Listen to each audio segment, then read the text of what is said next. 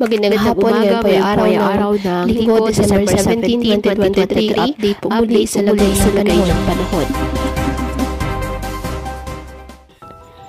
Ayon sa Pag-asa, tuluyan na nga pong naging ganap na bagyo ang binabantayang low pressure area sa silangan ng Mindanao.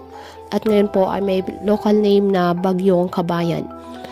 Sa ngayon, taglay nito ang lakas ng hangin na umaabot sa 50 km per hour at pagbugsong maabot sa 75 km per hour.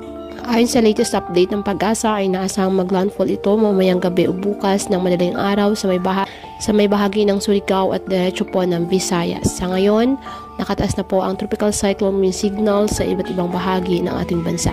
Mahina man ang bagyo ay naasahang magdadala pa rin ito ng malawakang pag-ulan sa Mindanao, Visayas at Bicol region.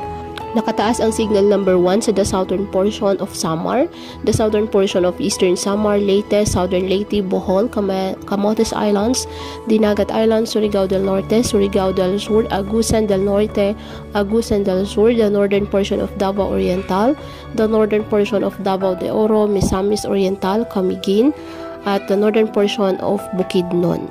Kaya patuloy po na pinag-iingat ang ating mga kababayan sa banta po ng mga pagbaha at pagguho ng lupa at ugaliin po na magdala palagi ng payong o kahit anumang panangga sa ulan sa tuwing lalabas ng ating mga tahanan. At yan po muna ang update sa lagay ng panahon ngayong araw. Muli patuloy po tayo na mag-ingat at palaging tandaan, God loves you. Stay safe and God bless.